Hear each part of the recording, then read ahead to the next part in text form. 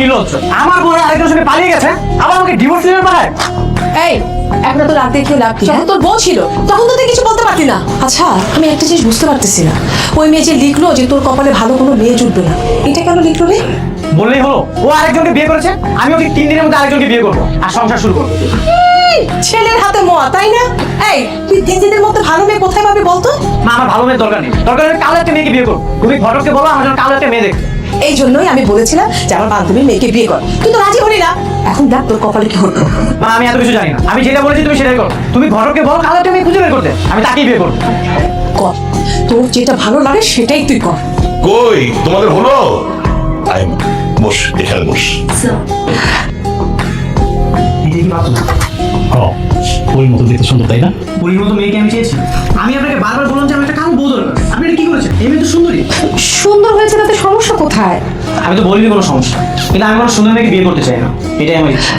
না আপা, হয়েছে কি আমার ছেলে একটা কালো মেয়েকে বিয়ে করবে, মানে এটাই ঠিক করেছে, তো তাই অন্য কিছু না আপা। হ্যাঁ দেখেন ভাই, এটা আপনি কোনো কাজ করছেন? আপনি একটা কালো মেয়ের কথা বলে সুন্দর মেয়ের বাসায় নিয়ে চলে আসছেন, এই বিয়ে হবে না।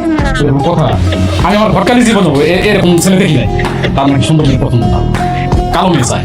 হ্যাঁ চাই, আপনি যদি পারেন তাহলে কালো মেয়ের কাছে বিয়ে দেবেন, না পারলে নাই। আমি তো আপনাকে জোর করতেছি না, তাই বলে আপনি একটা সুন্দর মেয়ের বাসায় নিয়ে আমাকে চলে আসবেন, ওই আসলে আপনি একদমই ঠিক করেননি। বাবা আপনি কি আসলে সত্যি সত্যি কালো মেয়ে চান?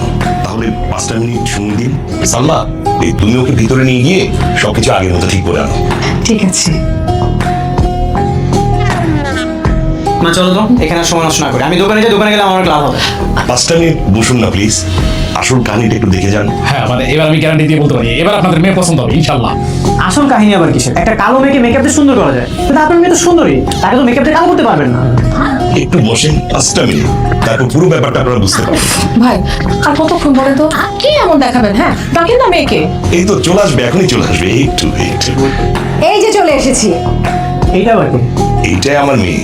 আগে যাকে দেখেছিলেন তখন আসলে মেকআপ করা ছিল, আসলে কালো বলে লোকজন সবাই। আচ্ছা আপনার মেয়ে কি সত্যি সত্যি কালো, নাকি মেকআপ বা কোনো কালি দিয়ে কালো হয়ে এসেছে? না না, এটা আমার মেয়ে, সত্যি সত্যি কালো আমার মেয়ে। আমার মেয়ের একটু শুধু গায়ের রংটাই কালো, আর সবকিছু ঠিক আছে। তা তো ওর অবস্থা দেখে বোঝা যাচ্ছে কালো। মা তুমি কি বলো? হ্যাঁ আমার তো সেটাই মনে হচ্ছে বাবা। ঠিক আছে তাহলে বিয়ের ডেটটা ফিক্স করে ফেলো। তো ঠিক আছে বিয়ে সাহেব, আমরা তাহলে চলেন বিয়ের কথা সামনে ঠিকঠাক করে আগাই।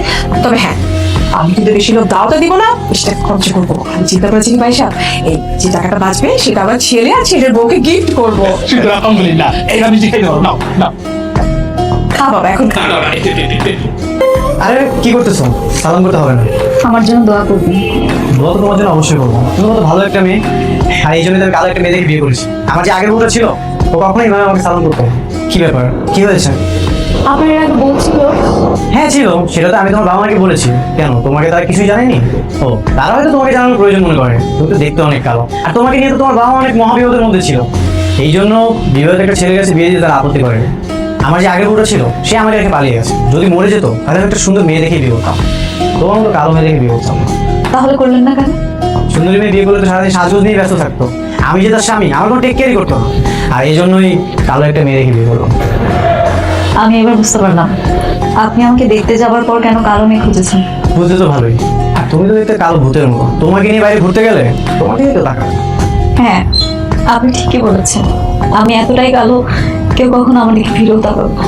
এই যে তানভীর ভাই, নতুন বিয়ে করছি, এবার আমি ইচ্ছা করে কালো মেয়ে বিয়ে করছি, এবার তাকাবেন না? তাকাবেন। জানেন ভাই আগে বউটা অনেক সুন্দরী ছিল, অন্যজনের সাথে পালিয়ে গেছে, তাই এবার ইচ্ছা করে কালো মেয়ে বিয়ে করছি, এবার আর কেউ তাকায় না। জান একটু দ্রুত যান। হ্যাঁ এখানে যাও। কি রে তোরা এবার তাকিয়ে আছিস কেন? মুখটা বন্ধ কর, না তো মশা চলে যাবে। কি খবর তোর? খবর তো খুব ভালো, তোদেরকে বলেছিলাম না আমি একটা বিয়ে করবো, এই যে আমার নতুন বউ। সবকিছু ঠিকঠাক আছে? হ্যাঁ সবকিছু ঠিকঠাক আছে। হ্যাঁ কি বলিস সবকিছু ঠিকঠাক আছে? দেখতে পাচ্ছিস না আমার বউ কালো? হ্যাঁ একটু তো কালো। তো সেটা বলবি না যে আমার বউ কালো? কি মানে ভাবি সামনাসামনি দাঁড়া আছে তো তাই সরাসরি বলি না, যদি মন খারাপ করে। তোরা না মানুষই চিনতে পারিস না, আমার বউ হচ্ছে পুতুলের মতো শান্ত, ওকে আমি যাই বলি না কেন ও মাইন্ড করে না।